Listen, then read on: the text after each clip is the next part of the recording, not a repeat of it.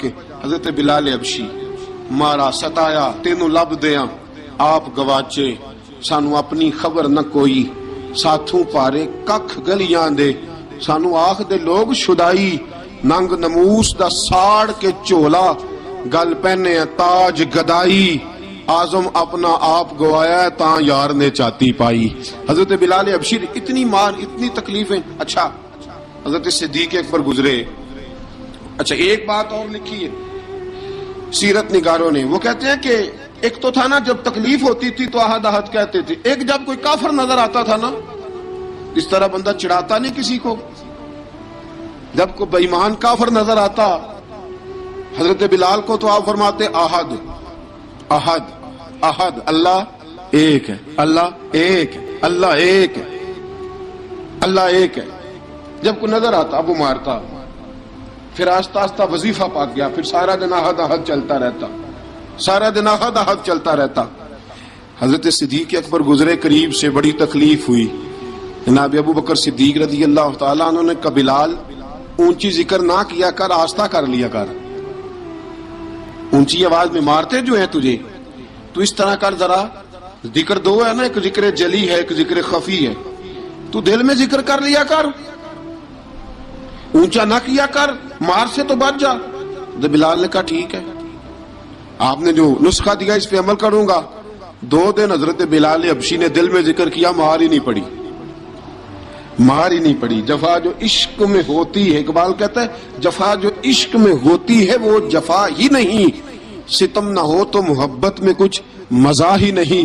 حضرت بلال کو مارنا نہ پڑی, 2 دن مار نہ کھائی, تو تیسرے دن امیہ داخل ہوا تو کہنے لگے احد احد احد.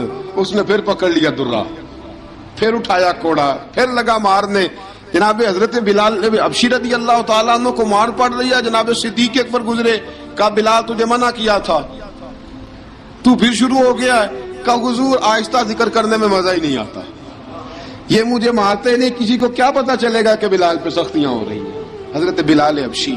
اب سیدنا صدیق اکبر فرماتے ہیں کہ رسول پاک گزرے, بلال کو مار پڑ رہی تھی, میرے حبیب پاک کی آنکھوں میں آنسو آ گئے.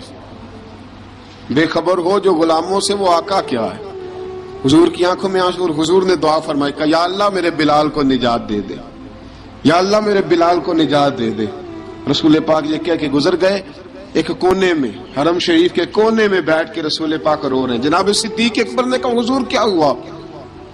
فرمایا ابو بکر سوچ رہا ہوں خدا اگر مجھے پیسے دے تو میں بلال کو خرید لوں, اگر رب پیسے دے تو خرید لوں, سوچ رہا ہوں.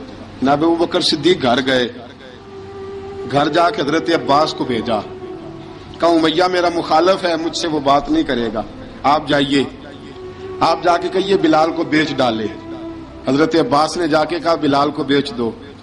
کہنے لگا میری قیمت بہت زیادہ ہے, 50 دینار کا میں نے خریدا ہے اور میں منافع لے کے بیچوں گا. حضرت عباس نے آ کے جناب صدیق اکبر کو بتایا تو ابو بکر صدیق فرمانے لگے چل مجھے ساتھ ہی لے جا, دیکھ لیتے. پہنچے, جب ابو بکر صدیق کو آتے دیکھا نا تو چڑ گیا. کہنے لگا ابو بکر اگر تو بلال کو خریدنا چاہے تو وہ جو تیرے پاس رومی غلام ہے وہ مجھے دینا پڑے گا, 2 لونڈیاں اس کے ساتھ دینی پڑیں گی, اور یہ 50 دینار کا ہے, میں تجھ سے 2000 دینار لوں گا. 50 دینار کا ہے, 2000 دینار لوں گا. حضرت صدیق اکبر رضی اللہ تعالیٰ عنہ نے فرمایا مجھے منظور ہے, مجھے منظور ہے, منظور ہے مجھے.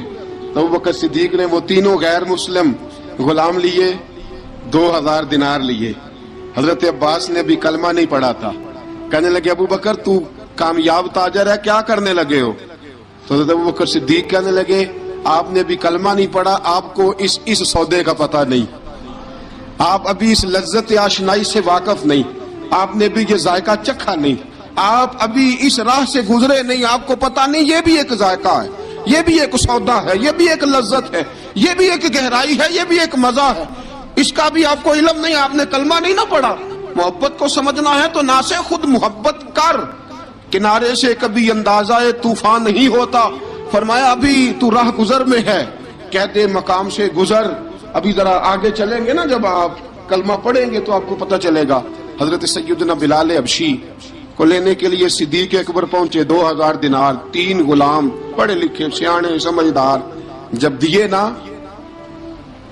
تو امیہ کھل کھلا کے ہنسا، کہنے لگا ابو بکر بڑے گھاٹے کا سودا کیا تو نے، ابو بکر تو نے بڑے گھاٹے کا سودا کیا ہے، یہ پڑھا لکھا مجھے دے کے جا رہا ہے اور یہ ان پڑھ تو لے کے جا رہا ہے، یہ خوبصورت رومی غلام دے کے جا رہا ہے اور یہ حبشی کالے رنگ کا تو لے کے جا رہا ہے، اور 50 دینار کا غلام 2000 دینار میں تو لے کے جا رہا ہے، اتنے گھاٹے کا سودا، اتنی بڑی نادانی۔ حضرت جناب سیدنا صدیق اکبر رضی اللہ تعالیٰ کہنے لگے امیہ تو کافر ہے، لیکن تو نے ابھی بھی پیسے تھوڑے مانگے ہیں، تو نے بلال کا رنگ دیکھا ہے، میں نے مصطفیٰ کے عشق کا رنگ دیکھا ہے۔ فرمایا تو ابھی اس کے رنگ میں الجھا ہوا ہے اور میں جو اس کے باطن کا حسن ہے وہاں تک پہنچ گیا ہوں۔ حضرت سیدنا بلال حبشی رضی اللہ تعالیٰ عنہ ساتھ کھڑے، ابو بکر صدیق رضی اللہ تعالیٰ عنہ نے ارشاد فرمایا اگر میں یمن کا حکمران ہوتا، یمن کا بادشاہ ہوتا اور تو مجھے کہتا کہ بلال میں تب دوں گا جب تو مجھے یمن کی حکمرانی دے گا، فرمایا میں تجھے یمن کی حکمرانی بھی دے دیتا لیکن بلال کو ضرور خرید کے لے جاتا۔ حضرت بلال حبشی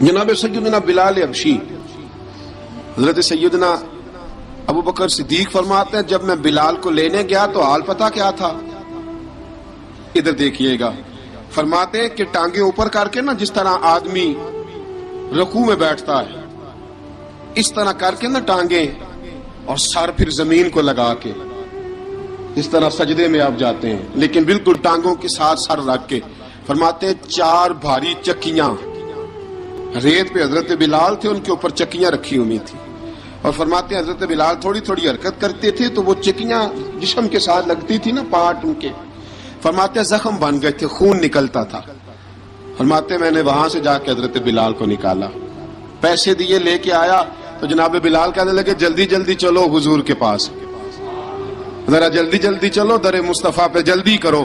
تو جناب سیدنا بلال حبشی رضی اللہ تعالیٰ عنہ کے جواب میں حضرت ابوبکر صدیق کہنے لگے بلال جلدی نہ کر، جب میں آیا تھا تو حضور تیرے لیے آنسو بہا رہے تھے، اگر تجھے اس حالت میں زخمی دیکھیں گے تو میرے مصطفیٰ کو اور زیادہ رونا پڑے گا، تو میرے ساتھ گھر چل، میں تجھے کپڑے پہناتا ہوں، میں تیرے زخموں پہ پٹی کرتا ہوں۔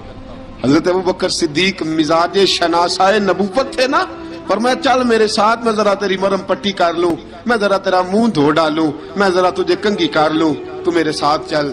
جناب بلال فرماتے ہیں جب سے پیدا ہوا تب سے غلام تھا، کبھی کسی نے میرے کپڑوں کی فکر نہیں کی تھی، مجھے تو امیہ 4 دن روٹی نہیں دیتا تھا۔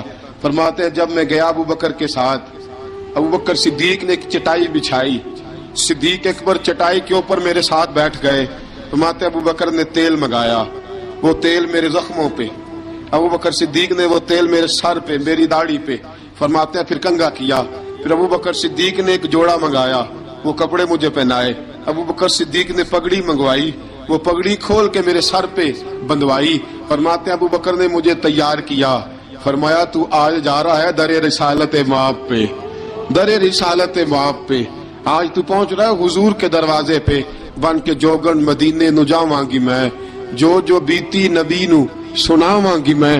حضرت جناب سیدنا، اور وہ کسی شاعر نے تو بڑی شاندار بات کی، اس نے کہا بڑی امید ہے سرکار قدموں میں بلائیں گے، کرم کی جب نظر ہوگی مدینے ہم بھی جائیں گے، اگر جانا مدینے میں ہوا ہم غم کے ماروں کا، مکینے گنبد خضرا کو حال دل سنائیں گے۔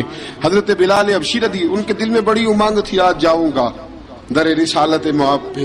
ملا رومی لکھتے ہیں کہ جناب سیدنا صدیق اکبر نے سجایا سوارا، جناب بلال کے آنسو رکتے ہی نہیں، کہا باپ ہوتا ہے جو خدمتیں کرتا ہے، میں نے آنکھ کھولی تو باپ کا سایہ تو میں نے دیکھا ہی نہیں، اور فرمایا ماں تھی تو ماں جب بھی میں کام کر کے آتا تھا تو مجھے دیکھ کے میری اماں بس رو دیا کرتی تھی، 2-3 بہنیں تھیں، اور حضرت بلال فرمانے لگے ان بہنوں کو میں دیکھتا تھا تو وہ میرا حال دیکھ کے روتی تھی، اور جب وہ مجھے دیکھتی تھی تو میں رو دیا کرتا تھا۔ فرمایا ابو بکر میں نے تو یہ رنگ ڈھنگ دیکھے نہیں جو آج تو مجھے دکھا رہا ہے۔ جناب سیدنا صدیق اکبر رضی اللہ تعالیٰ عنہ بنا سوار کے نا حضرت بلال کا ہاتھ پکڑ کے سینے پہ رکھا. جناب بلال ہچکی لے کے روئے. حضرت ابوبکر صدیق نے فرمایا جتنا رونا یہاں رو لے، میں کائنات کے آنسو دیکھتا ہوں لیکن جب نبی کی آنکھوں میں آنسو دیکھتا ہوں تو دیکھے نہیں جاتے. فرمایا یہاں رو لے، حضور کے دروازے پہ جا کے تیری آنکھ میں آنسو نہیں آنا چاہیے، بہا جتنے آنسو بہا سکتا ہے. حضرت بلال حبشی بھی روئے، جناب صدیق اکبر بھی روئے. جب پہنچے نا دروازہ رسول پہ، حضرت سیدنا ابوبکر صدیق لے کے پہنچے. پابند کر دیا تھا نا حضرت بلال کو، بلال تو نے رونا نہیں، عشق ہوئے تے درد ہوئے تے ہائے نکلے، پھر کوئی نہیں رہندا جار کے. حضرت سیدنا بلال حبشی کو لے کے پہنچے در مصطفیٰ پہ. رسول اکرم صلی اللہ تعالی علیہ وسلم نے ایک نظر حضرت بلال پہ ڈالی. جناب بلال نے یوں آنکھ ملائی تو سر جھکا لیا. وعدہ کیا تھا نا رونا نہیں، سر جھکا لیا. اب دوسری نظر نبی کریم صلی اللہ تعالی علیہ وسلم نے جب اٹھائی نا حضرت ابوبکر صدیق کی طرف، تو حضور نے فرمایا صدیق تیرا شکریہ، ابو بکر اللہ تجھے جزا دے. جب رسول پاک کی زبان سے یہ لفظ نکلے تو جناب صدیق اکبر نے ہاتھ اٹھائے، یوں ہاتھ باندھے جب رسول پاک کے سامنے تو سب سے زیادہ آنسو ابو بکر صدیق کے اپنے نکل گئے. کہا یا رسول اللہ میں غریب بے نوا، تو امیر حرم، تو کجا من کجا. کہا حضور یہ شکریہ کے لفظ، یا رسول اللہ میں کہاں اور آپ کا شکریہ کہاں. نبی پاک صلی اللہ علیہ وسلم نے فرمایا ابو بکر کاش تو تھوڑے سے پیسے میرے بھی ملا لیتا، بلال کو خریدنے میں میرا بھی حصہ ڈال لیتا، میں چاہتا تھا. ابو بکر پھر روئے. کہا یا رسول اللہ میرے پیسے کس کے ہیں؟ آقا میں بھی آپ کا، یہ بھی آپ کے. جناب سیدنا بلال حبشی رضی اللہ تعالیٰ عنہ کی طرف حضور نے دیکھا تو فرمایا بلال آ یار ذرا سینے سے تو لگ جا. اب حضرت بلال دوڑے جب رسول پاک کے سینے سے لگے تو ایک جملہ میرے محبوب کی زبان سے فرمایا بلال تو نے بڑی سختیاں برداشت کی ہیں، تجھے میرا اللہ ہی جزا عطا فرمائے گا، تو نے بڑے دکھ دیکھے ہیں. اب سیدنا بلال تڑپے، رسول پاک صلی اللہ تعالی علیہ وسلم بھی روئے. حضور نے اپنے ساتھ بٹھا لیا سیدنا بلال کو. حضور نے گھر پیغام بھیجا، فرمایا ختیجہ گھر میں کچھ ہے تو بھیجو، بلال آیا ہے. اب حضرت خدیجہ الکبریٰ اندر سے کیا آواز دیتی ہیں؟ کہتے ہیں حضور مبارک ہو، اللہ نے بلال کو آزادی عطا فرما دی. وفاشار بیوی اندر سے. اب حضرت سیدنا زینب رضی اللہ تعالی عنہا میرے محبوب کی شہزادی، چھوٹی سی عمر ہے، ایک برتن کے اندر کھجوریں لے کے آئیں. ایک برتن میں کھجوریں، اب لا کے جب کھجوریں رکھی نا تو سیدنا صدیق اکبر نے ہاتھ بڑھایا کھجوریں اٹھانے کے لیے تاکہ میں دوں. حضور نے فرمایا نا ابو بکر، بلال پہلے دن آیا ہے، پہلے تو نے جتنی خدمت کرنی تھی تو گھر کر کے آیا، میری باری ہے. حضرت بلال حبشی فرماتے ہیں کائنات میں نے اتنا پیار کبھی دیکھا ہی نہیں تھا. 30 سال سے زیادہ میری عمر تھی، مجھے تو کبھی کسی نے پاس بٹھا کے کھانا کھلایا ہی نہیں. فرماتے ہیں رسول پاک سخت کھجوریں سائیڈ پہ کرتے، اندر سے نرم کھجور نکالتے، اس کھجور سے تھوڑا سا چھلکا جدا کرتے. فرماتے ہیں پھر اس کو توڑتے، اس کے اندر سے وہ گھٹلیاں اتار کے حضور ایک سائیڈ پہ کرتے.